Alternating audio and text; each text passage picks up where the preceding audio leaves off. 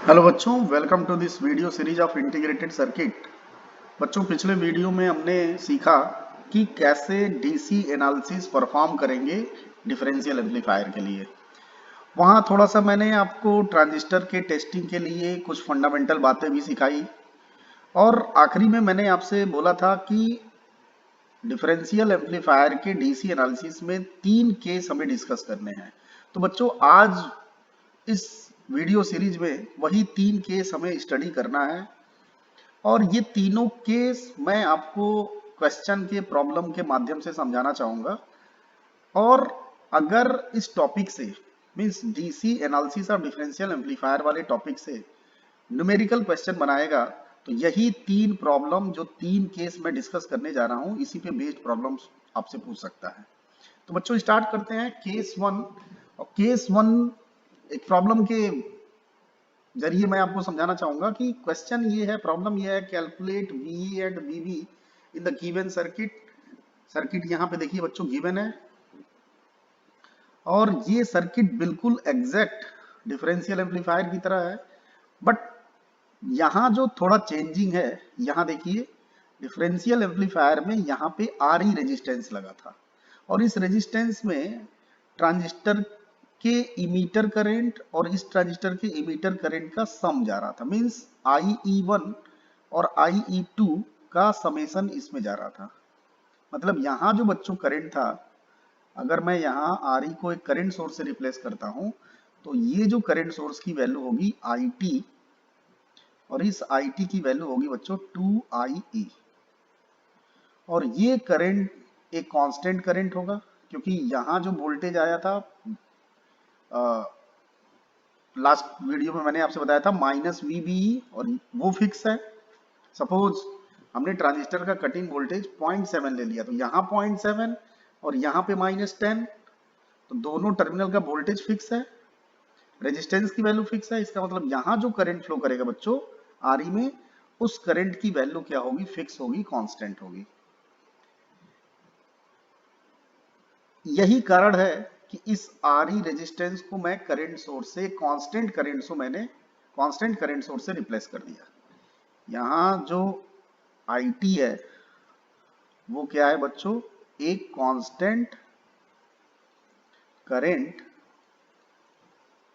Source.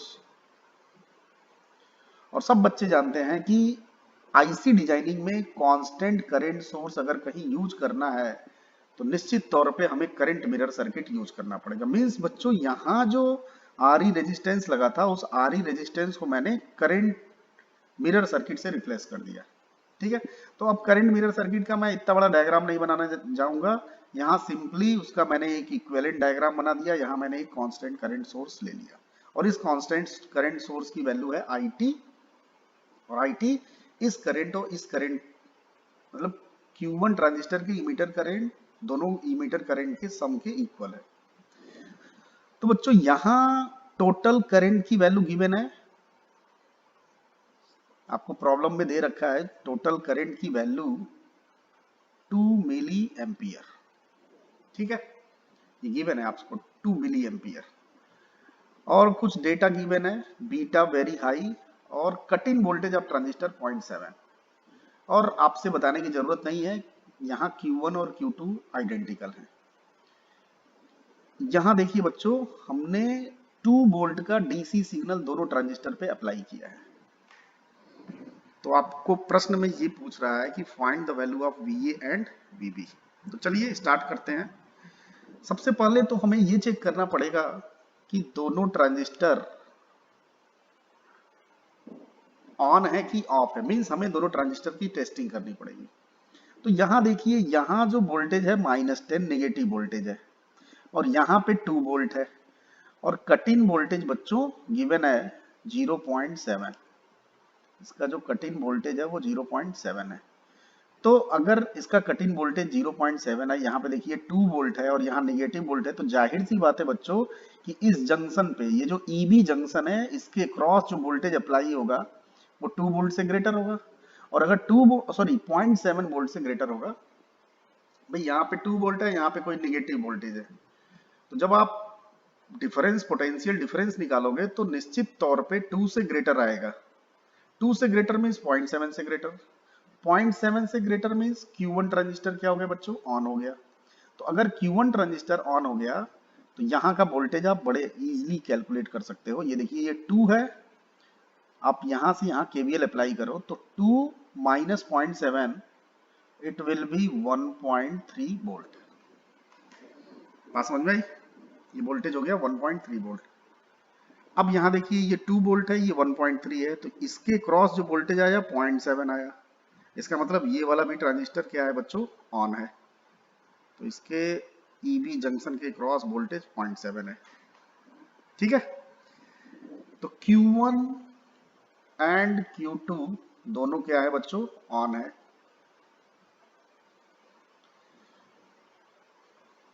चलिए अब दोनों ट्रांजिस्टर ऑन है, इसका मतलब करंट यहां भी फ्लो कर रहा है। इस करंट का नाम रखते हैं IC, और यहां भी करंट फ्लो कर रहा है IC। चूंकि हमने बीटा वेरी लार्ज लिया है इसलिए IB की वैल्यू, भाई बीटा क्या है, वेरी लार्ज है, तो यहाँ बच्चों IB की वैल्यू होगी नियरली इक्वल टू 0। और अगर IB नियरली इक्वल टू 0 होगा तो IE और IC अप्रोक्सीमेटली इक्वल होगा। ये मैं पिछले वीडियो में डिस्कस किया था। इट मीन्स यहां भी जो करंट फ्लो कर रहा है बच्चों, यहां जो करंट फ्लो कर रहा है उसकी वैल्यू है IC, और यहाँ पे भी जो करंट फ्लो कर रहा है उसकी वैल्यू है IC, क्योंकि इमीटर करंट और कलेक्टर करंट क्या हो गया, इक्वल हो गया। तो निश्चित तौर पे यहाँ जो करंट फ्लो करेगा वो होगा 2IC, और ये 2IC गिवन है बच्चों 2 milli ampere, means 2IC is equal to 2 milli ampere, that's why IC is equal to 1 milli ampere.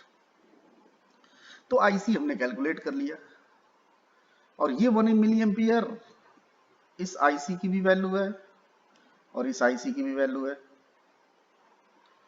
अब मुझे बताइए VA आप कैसे कैलकुलेट करोगे? तो जाहिर सी बात है VA कैलकुलेट करने के लिए यहां से यहां आपको KVL अप्लाई करना पड़ेगा।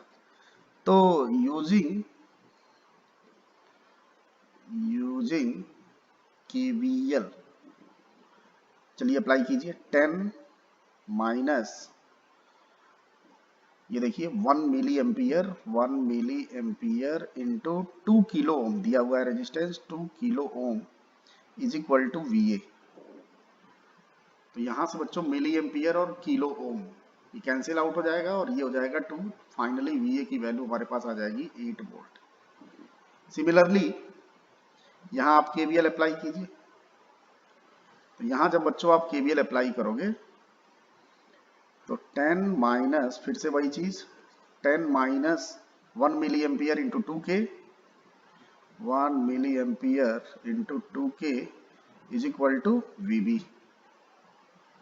तो यहां भी बच्चों VB की वैल्यू आ गई 8 वोल्ट। प्रॉब्लम सॉल्व हो गया। देखिए कितना आसान सा प्रॉब्लम। बस आपको दिमाग लगाना है ट्रांजिस्टर के टेस्टिंग पे, ऑन है कि ऑफ है। तो आई होप दैट बच्चों आपको ये समझ में आ गया कि कैसे हमने VA और VB की वैल्यू फाइंड आउट की। अब इस प्रॉब्लम के माध्यम से कुछ बातों को और सीखते हैं। अगर मुझे इस डिफरेंशियल एम्पलीफायर का आउटपुट, सपोज हमने यहाँ पे लिया, हमने यहाँ पे आउटपुट लिया V आउट, तो इस V आउट को अगर मुझे कैलकुलेट करना है तो जाहिर सी बात है बच्चों V आउट की वैल्यू होगी VA minus VB, VA minus VB। VA कितना है, 8 है, VB कितना है, 8 है, कितना का आंसर, 0 वोल्ट।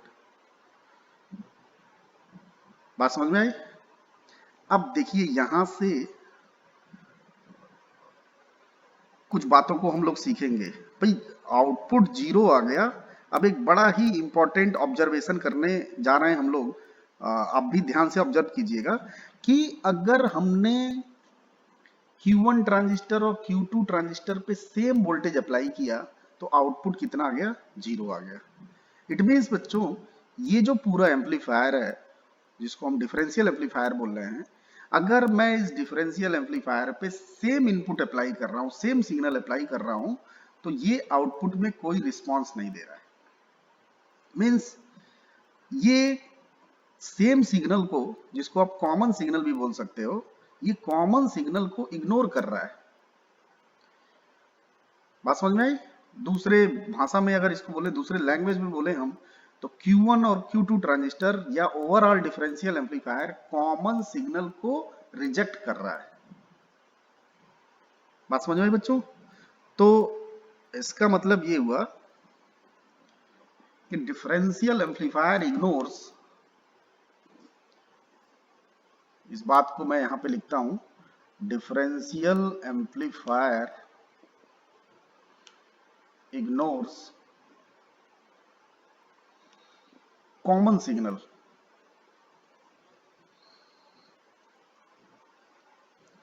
कॉमन सिग्नल और it allow to differential signal, differential signal. ये बात आपको थोड़ा क्लियर नहीं हुआ होगा, बट अभी ये जो मैंने यहाँ पे स्टेटमेंट लिखा उसको मैं यहाँ फिर से समझाना चाहूंगा कि बच्चों differential amplifier common mode signal को क्या करेगा, इग्नोर करेगा। बात समझ में आई?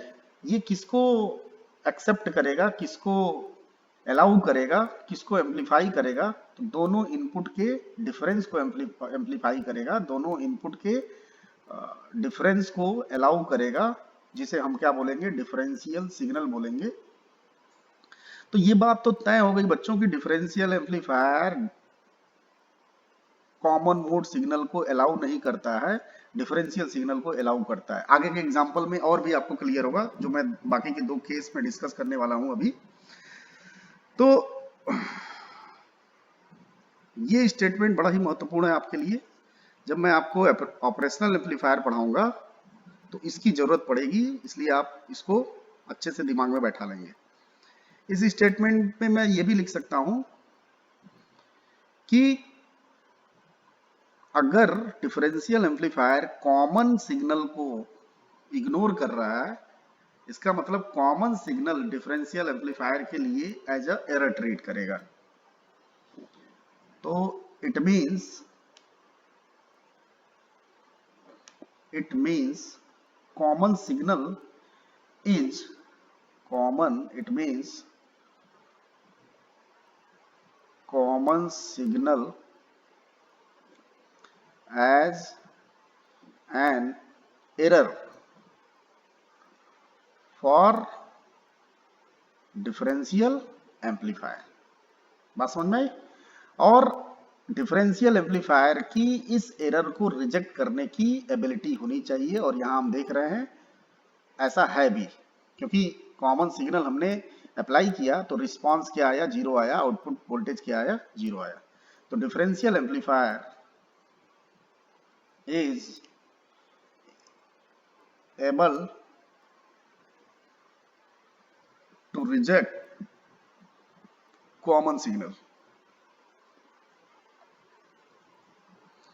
ये तीनों आपके लिए बहुत ही महत्वपूर्ण स्टेटमेंट हैं, और इसको एकदम दिमाग में आप बैठा लेंगे, क्योंकि इसकी जरूरत पड़ेगी आपको भविष्य में। ठीक है बच्चों? तो जब मैं ऑपरेशनल एम्पलीफायर आपसे डिस्कस करूंगा तो वहां मैं बताऊंगा कि ऑपरेशनल एम्पलीफायर हमेशा डिफरेंशियल सिग्नल को एम्पलीफाई करता है, कॉमन सिग्नल को एम्पलीफाई नहीं करता है, उसको इग्नोर करता है। ठीक है? तो ऐसा क्यों होता है बच्चों? इस एग्जाम्पल से, इस प्रश्न से, इस प्रॉब्लम से आपको समझ में आ जाना चाहिए। ठीक है? तो ये बातें याद रखिएगा, वहां फिर से दोबारा रिपीट होंगी जब हम ऑपरेशनल एम्पलीफायर शुरू करेंगे। तो आई होप दैट बच्चों केस 1 आपको क्लियर हो गया होगा। अब नेक्स्ट केस 2।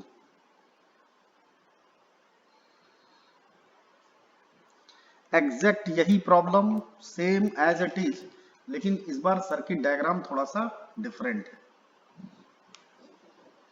बल्कि सर्किट डायग्राम एग्जैक्ट वही है बच्चों, लेकिन मुझे यहां फिर से बनाना पड़ेगा। सर्किट डायग्राम एग्जैक्ट वही है, बट जो कंडीशन है वो डिफरेंट है थोड़ा। यहां देखिए एग्जैक्ट मैंने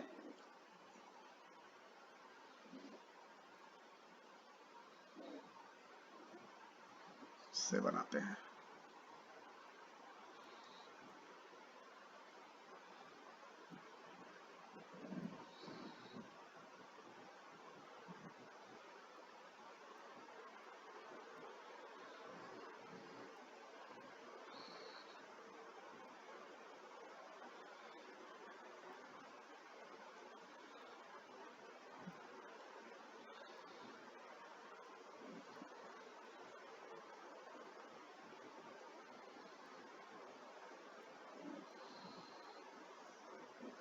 यहाँ देखिए, यहाँ रजिस्टर हमारा,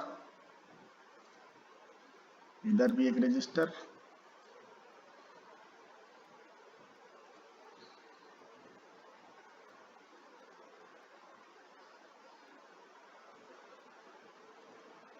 ये ट्रांजिस्टर Q1 एंड Q2,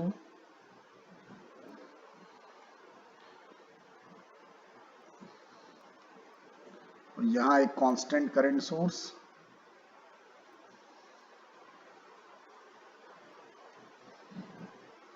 ये नेगेटिव सप्लाई। तो सबकी वैल्यू लिखते हैं बच्चों। ये -10 वोल्ट, ये 2 मिली एम्पियर, ये +10 वोल्ट, 2 किलो ओम, 2 किलो ओम।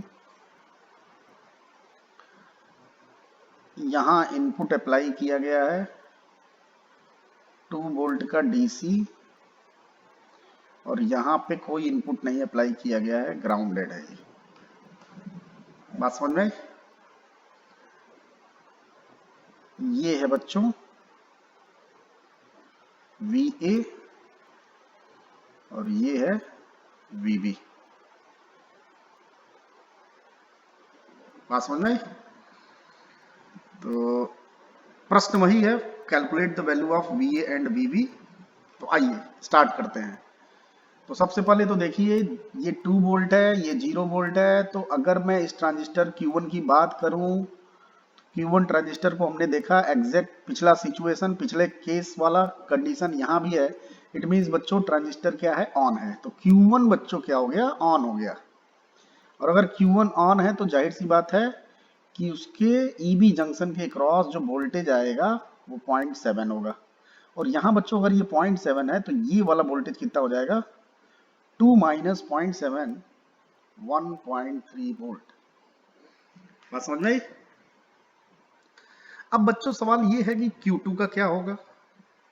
भाई Q2 का क्या होगा मीन्स Q2 ऑन है कि ऑफ है, तो टेस्टिंग करते हैं। तो फॉर Q2 ये है एनोड और ये है बच्चों कैथोड। तो voltage of anode equal to 0 volt, देखिए ग्राउंडेड है। Voltage of cathode 1.3। दोनों के क्रॉस वोल्टेज अगर निकालना है तो VA माइनस VK कितना हो जाएगा, 0 माइनस 1.3, ये हो जाएगा -1.3। तो यहाँ बच्चों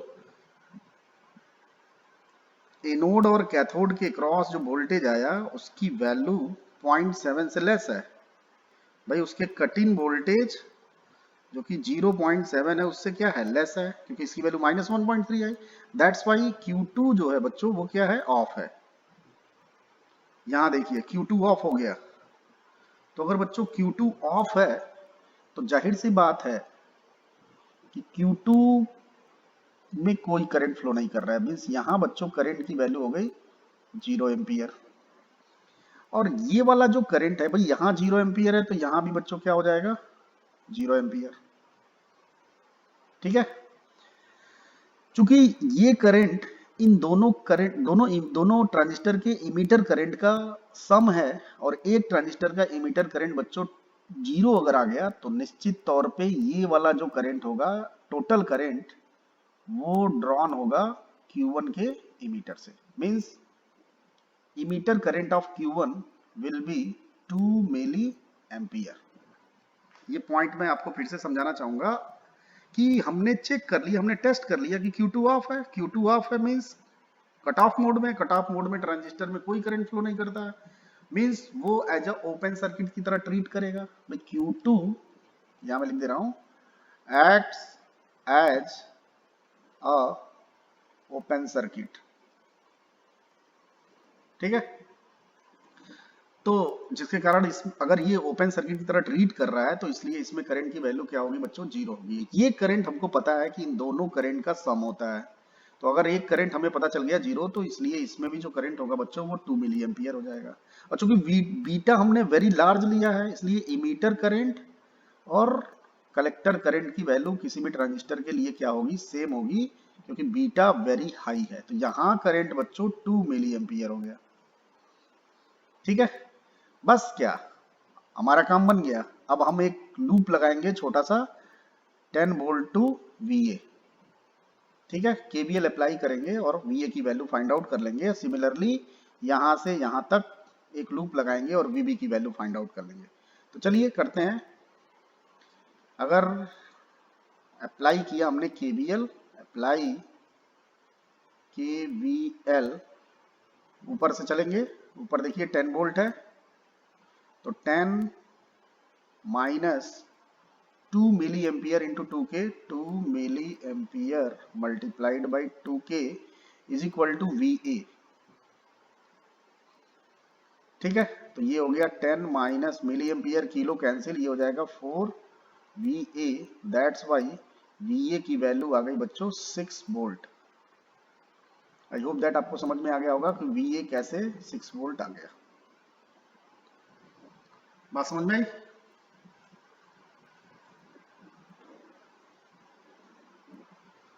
अब बारी है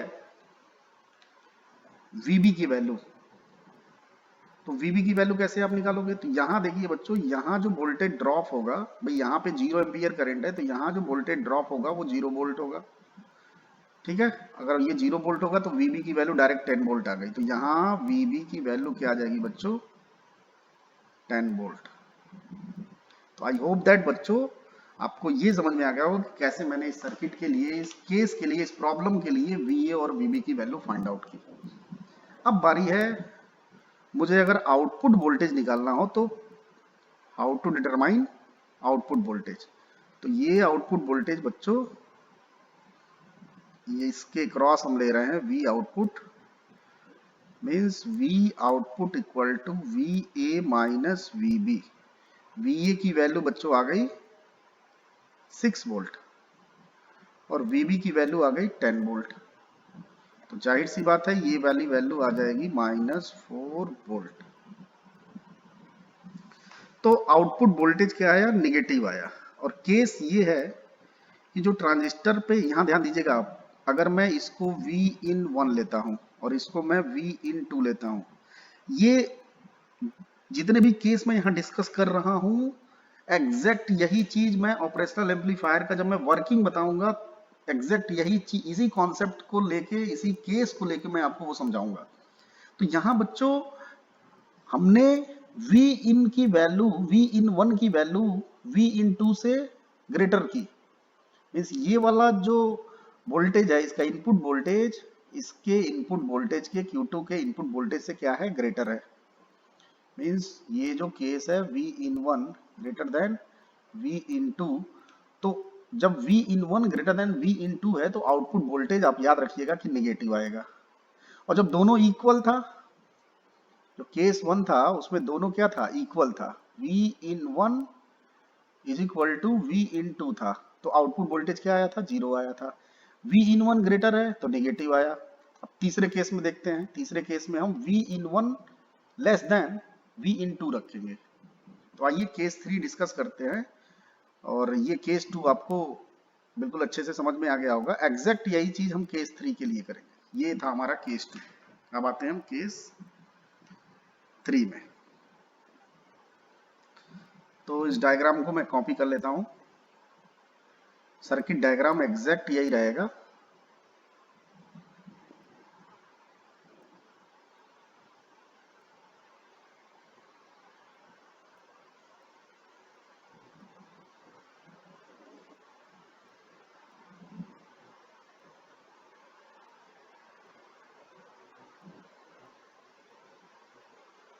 यहाँ देखिए मैंने कॉपी कर लिया और यहाँ पे लिखते हैं केस 3।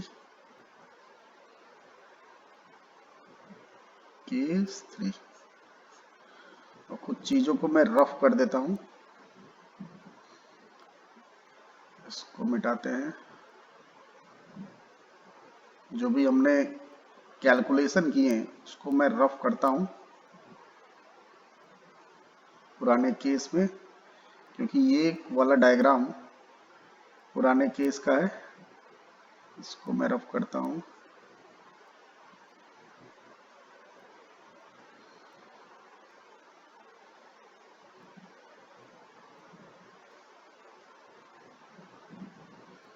इसे रफ करते हैं।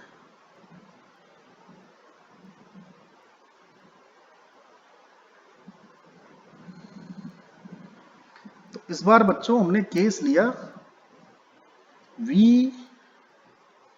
in 1 less than v in 2, means यहां पे v in 1 को हमने क्या कर दिया, ग्राउंड कर दिया सपोज, और v in 2 को हमने 2 वोल्ट का डीसी अप्लाई किया। ठीक है, तो जाहिर सी बात है v in की वैल्यू क्या है, 0 वोल्ट है, लेस है as compare to v in 2 से। बात समझ में आई? चलिए स्टार्ट करते हैं। यहां देख के लग रहा है कि Q2 क्या है, ऑन है। भाई Q2 अगर ऑन है तो कैसे ऑन है, इसमें आपको कोई शक नहीं होना चाहिए। 2 वोल्ट है, इधर का नेगेटिव वोल्ट है ना। इसको भी मैंने रफ नहीं किया, तो जाहिर सी बात है Q2 ऑन है, तो Q2 ऑन है तो इसके अक्रॉस एक कांस्टेंट वोल्टेज मिलेगा, और वो वोल्टेज इस ट्रांजिस्टर के कट इन वोल्टेज के इक्वल हो गया, मींस 0.7 हो गया। अब बच्चों अगर ये 0.7 है तो यहां का वोल्टेज आएगा 1.3। देखिए ना, 2 माइनस 0.7 1.3। अब फॉर Q1 टेस्टिंग करते हैं Q1 का। एनोड, ये है एनोड और ये है कैथोड। तो एनोड ग्राउंडेड है, 0 है। कैथोड बच्चों 1.3 वोल्ट पे है, means voltage across anode and cathode की value minus 1.3 volt. This is less than VBE means 0.7 volt. That's why Q1 will be off. Q1 बच्चों ऑफ हो गया। तो अगर Q1 ऑफ हो गया, इट मीन्स इसके क्रॉस जो करंट फ्लो करेगा, भाई Q1 अगर ऑफ हो गया तो Q1 क्या हो गया, ओपन सर्किट हो गया। ओपन सर्किट के लिए करंट की वैल्यू क्या होती है, 0। तो इसके क्रॉस जो करंट फ्लो करेगा ट्रांजिस्टर Q1 के क्रॉस, वो 0 होगा। तो अगर ये करंट 0 होगा तो यहां भी बच्चों 0 होगा। ये टोटल करंट है, भाई इसका और इसका टोटल है, और ये आ गया 0, तो जाहिर सी बात है बच्चों यहां पे आ जाएगा 2 milli ampere. I hope that ये समझ में आ गया आपको। यहां भी कितना आ जाएगा, 2 मिली एम्पियर। अब निकालते हैं हम VA और VB की वैल्यू। तो यहां साफ साफ दिख रहा है हमें VA की वैल्यू क्या आ जाएगी, भाई इसमें वोल्टेज ड्रॉप इस बार क्या हो जाएगा, 0 वोल्ट हो जाएगा। तो अगर वोल्टेज ड्रॉप 0 होगा तो ये 10 है, तो निश्चित तौर पे VA की वैल्यू क्या होगी बच्चों, 10 वोल्ट। चलिए बहुत अच्छी बात है, VA तो डायरेक्ट आपने निकाल लिया। VB कैसे निकालोगे, फिर से यहाँ पे आप क्या अप्लाई करोगे, KVL। यहाँ अप्लाई करो KVL। तो जब KVL अप्लाई करोगे बच्चों तो सीधे सीधे VB की वैल्यू आएगी 10 minus 2 milli ampere multiplied by 2K, और ये हो जाएगा 6 वोल्ट। बोलो बात समझ में आई कि नहीं? तो आई होप दैट बच्चों केस 3 भी आपको समझ में आ गया। तीनों केस मैंने प्रॉब्लम के माध्यम से आपको समझाया, और निश्चित तौर पे आपको समझ में आना भी चाहिए, क्योंकि मेरा पूरा प्रयास रहा है आपको समझाने के लिए। यहाँ देखिए, अगर मुझे आउटपुट वोल्टेज कैलकुलेट करना है तो होगा output voltage VA minus VB। VA की वैल्यू क्या है बच्चों, भाई VA अभी निकाला है 10 वोल्ट, और VB कितना है 6। यहां देखिए प्लस 4 वोल्ट आ गया आंसर। इसका मतलब जब हमने V in less than V in 2 लिया, तुम्हारा आउटपुट वोल्टेज 4 वोल्ट आ गया। तो ये तीनों केस आपको आना ही चाहिए, तीनों केस की एनालिसिस आपको आनी चाहिए। अब इसी में आपको प्रॉब्लम इधर उधर घुमा के देगा, कभी इस पे वोल्टेज अप्लाई करेगा, यहाँ पे आते हैं, हाँ, कभी इस पे वोल्टेज 2 वोल्ट अप्लाई करेगा, मतलब कुछ भी वैल्यू दे सकता है। कभी सेम वोल्टेज दे देगा, कभी किसी पे ग्रेटर दे देगा, कभी किसी पे लेस देगा। प्रोसेस यही रहेगा, डेटा कुछ भी हो। ठीक है, तो आई होप दैट बच्चों आपको ये तीनों केस अच्छे से समझ में आ गया। जरा इसको एक बार समराइज करते हैं तीनों केस को। भाई हमने 3 केस लिया। फर्स्ट केस में हमने लिया V in 1 equal to V in 2। Second case हमने लिया V in 1 greater than V in 2। और थर्ड केस में हमने लिया बच्चों V in 1 less than V in 2। इस केस में आउटपुट वोल्टेज क्या आया, 0। इस केस में आउटपुट वोल्टेज क्या आया बच्चों, नेगेटिव। और इस केस में बच्चों आउटपुट वोल्टेज आ गया पॉजिटिव। तो तीनों केस से हमने 3 बातें सीखी। पहली बात हमने ये सीखा केस 1 से कि अगर हम कॉमन सिग्नल अप्लाई करेंगे डिफरेंशियल सिग्नल पे, सॉरी डिफरेंशियल एम्पलीफायर पे, तो वो उसको रिजेक्ट कर देगा, कोई रिस्पांस आउटपुट पे नहीं देगा, क्योंकि वो एज अ एरर की तरह डिफरेंशियल एम्पलीफायर में ट्रीट होगा।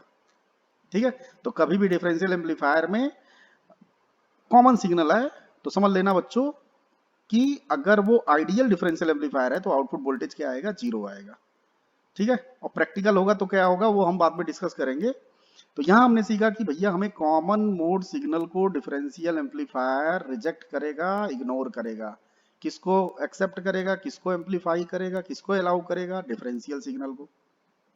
यहाँ पे देखिए दोनों के डिफरेंस, जब इनपुट में डिफरेंस है तो आउटपुट में रिस्पॉन्स आ रहा है। तो भाई यहां से क्या मिला आपको, जब इनपुट में डिफरेंस है तो उससे उसके लिए रिस्पॉन्स दिया, और जब इनपुट सेम है तो रिस्पॉन्स क्या दिया, 0 दिया। तो इसका मतलब क्या हुआ, डिफरेंशियल को अलाउ कर रहा है और कॉमन को क्या कर रहा है, रिजेक्ट कर रहा है। बात समझ में बच्चों। तो पहले केस से तो हमने ये सीखा कि डिफरेंशियल को अलाउ करेगा और कॉमन को रिजेक्ट करेगा। दूसरे केस से हमने सीखा कि अगर इन Q1 का इनपुट Q2 के इनपुट से ग्रेटर होगा तो आउटपुट नेगेटिव आएगा, और लेस होगा तो आउटपुट क्या आएगा, पॉजिटिव आएगा। ये हमने तीसरे केस से सीखा। तो बच्चों जब मैं ऑपरेशनल एम्पलीफायर आपको पढ़ाऊंगा तो वहां मैं आपको बताऊंगा कि ऑपरेशनल एम्पलीफायर की एबिलिटी होती है कॉमन मोड सिग्नल को रिजेक्ट करने की। तो वो क्यों होती है यहां से आपको एकदम क्लियर हो रहा है। भाई जब मैं डिफरेंशियल एम्पलीफायर को स्टार्ट किया था तो पहले ही मैंने एक स्टेटमेंट लिखा था कि differential amplifier is the input and intermediate stage of operational amplifier. Means जो भी आप ऑपरेशनल एम्पलीफायर में इनपुट अप्लाई कर रहे हो वो मीन वो मतलब आप ऑपरेशनल एम्पलीफायर में अगर इनपुट अप्लाई कर रहे हो तो इसका मतलब आप डिफरेंशियल एम्पलीफायर पे इनपुट अप्लाई कर रहे हो। बात समझ में आई। तो क्या इनपुट अप्लाई करोगे तो उसके अकॉर्डिंग आउटपुट क्या आएगा। जब हम ऑपरेशनल एम्पलीफायर पढ़ेंगे तो उस चीज को हम इससे रिलेट करके पढ़ेंगे। तो जब ऑपरेशनल एम्पलीफायर अगर आपने बेसिक पढ़ा होगा तो आपको याद होगा इन्वर्टिंग और नॉन इन्वर्टिंग। इन्वर्टिंग में आउटपुट क्या आता है भाई, 180 डिग्री फेज शिफ्ट आता है, तो output 180 phase shift means negative output आता है। तो यहाँ देखिए फिर एक नॉन इन्वर्टिंग वाला केस पढ़ा होगा, उस केस में एग्जैक्ट आउटपुट इनपुट के फेज में आता है। तो अगर बच्चों इन V इन वन ग्रेटर है और आउटपुट नेगेटिव आ रहा है, इसका मतलब ये इन्वर्टिंग टर्मिनल है। जो Q1 ट्रांजिस्टर का इनपुट टर्मिनल है वो as a inverting terminal treat करेगा ऑपरेशनल एम्पलीफायर के लिए। और यहाँ देखिए V इंटू ग्रेटर है और आउटपुट आया है पॉजिटिव में 0 डिग्री का फेज शिफ्ट। इसका मतलब जो ट्रांजिस्टर Q2 का जो इनपुट टर्मिनल है वो ऑपरेशनल एम्पलीफायर का नॉन इन्वर्टिंग टर्मिनल होगा। बात समझ में बच्चों। तो इन तीनों केस से हमने बहुत सारी बातें सीखी, और जब हम ऑपरेशनल एम्पलीफायर पढ़ेंगे तो बिल्कुल हमको फीलिंग आएगी कि हाँ भाई ऑपरेशनल एम्पलीफायर किस तरह से ऑपरेट होता है, किस तरह के उसके अंदर का जो भी वर्किंग प्रिंसिपल होता है, उसके वर्किंग का जो भी प्रोसेस होता है वो ऐसा क्यों होता है। यहाँ से आपको एकदम एग्जैक्ट समझ में आएगा। तो बच्चों आई होप दैट आपको तीनों केस समझ में आ गया होगा। नेक्स्ट वीडियो में हम डिफरेंशियल एम्पलीफायर के AC एनालिसिस की चर्चा करेंगे। तो इस वीडियो के लिए बस इतना ही। Thank you.